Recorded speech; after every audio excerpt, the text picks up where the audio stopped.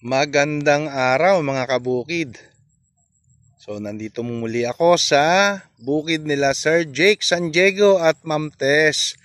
Shoutout sa inyo mama, sir, ingat po kayo. Ayan. Ito po ay malapit na po tayong magpa-top dress dito kasi isang buwan po ito sa Agis. Ngayon po ay 7. So 3 days na lang po, ano? Nakapaglagay na rin po tayo ng ating mga insecticide dyan. Kaya yan ang itsura niya ngayon, 27 dot, no? Ang problema lang talaga dahil ayaw lubayan ng ulan, hindi makapamuno ng maganda yung ating palay, no? Lagi pong natutubig kasi importante po kasi sa palay mga kabukid, napapatuyuan din po natin ng tubig, no? Ang isang advantage naman po dyan, pag laging babad, hindi po makasabay yung damo. Pero importante po bumulas. So, yon. Anong nilagay natin dito? Unang-una, sa land preparation, nagpalagay tayo ng activator. Para saan si activator? Si activator po mga kabukid, siya ngayon yung bubulok ng mabilisan doon sa mga rice straw na naiwan nung nakaraang anihan. Okay, yan. Shout out Boss Jeff. Napakasipag nating posing dito. Okay, ano pa benepisyo? Reduce acid, no? Yung pong isa. And then yung mga buto ng damo ay binubulok niya na rin. So, yun po. Kaya makakabawas na rin sa herbicide. Actually, wala pa kami ina-apply na herbicide dito eh. Boss Jeff, may ina-apply na ba tayong herbicide? Wala pa. Oh, wala pa. So, sa isang buwan, mga kabukid, wala pa tayong ina-apply na herbicide dito. So, ganun kaganda.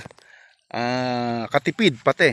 Pagka ikaw po ay gumamit ng ating activator. So, yun po. And then, yung ibang mga insekto, like yung susuhong, like yung kuhol, ayan, hindi masyadong nakaka-penetrate kasi reduce acidity, ayaw po ng mga insektong yan ng maganda ang pH ng inyong bukid. So gusto niyan acidic soil. So kaya nag-i-stay sila. Kung mapapansin nyo, wala po siyang itlog ng kuhol. Ayan. Yung iba ay makikita mo namumula na.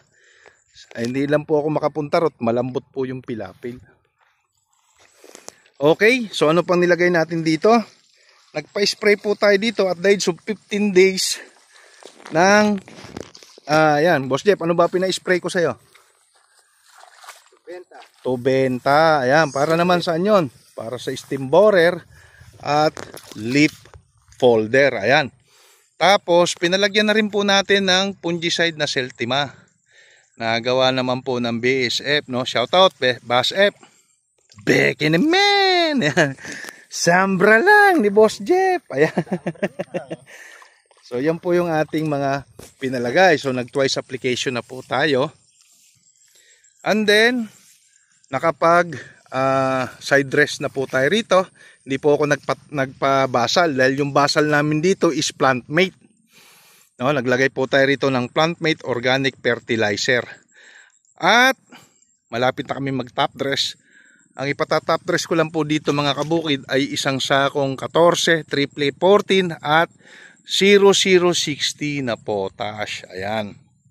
Para bumulas. After nun, pag nakapagsabog po sina Boss Jeff ng ating top dress, after a week, pa-sprayhan naman po natin ito ng Miracle Foliar para makahabol-habol dahil laging ang babad, hindi siya makapamulas ng maganda. Laging babad sa tubig, ano Boss Jeff? Laging babad, laging nag-uulan. Laging nag-uulan, hindi makatuyo. Hindi makatuyo eh. So okay, pero before that, bago tayo magpa-top dress, magpapa-spray muna ako ng Chicks insecticide dito para sa mga insekto naman. Pero so far, ganda po. Wala po tayong nakikitang problema. So na-address po kasi natin preventive spray po lagi tayo rito. Bago pa dumating yung problema, solusyonan na natin. Hindi yung may problema, saka pa natin susolusyonan. At thankful naman tayo dahil si Boss Jeff masipag po. Dumating po rito mga kabukid mag-alas 6 nandito na siya, nagtatabas na ng mga damo sa pilapil kaya malinis na o nadapurak na, hindi ko madapur, malambot So yun lang po yung update ko dito sa bukid nila Sir Jake at Ma'am Tess San Diego. Dito lang po yan sa norte ng Haen. Ikaw Boss Jeff, baka may mga shoutout ka, batiin mo na yung mga tropa natin doon sa KC1. KC1 Magaganda magsiya naman sa gulay. Ayun, mga nakatiyempo speaking of magandang shoutout sa dalawang bossing natin dyan, Boss Willie tsaka Boss Felix at lalo na kay Boss Tasio Bitangkol. Shoutout po sa inyo dyan, sa lahat po ng gumagamit ng ating Plantmate at Miracles Foliar at iba pang mga produkto natin sa gulay at palay. So hanggang sa muli mga kabukid, maraming salamat po. Update ko lang po kayo ulit dito sa mga susunod pang mga araw. Ingat po kayo mga kabukid. God bless po.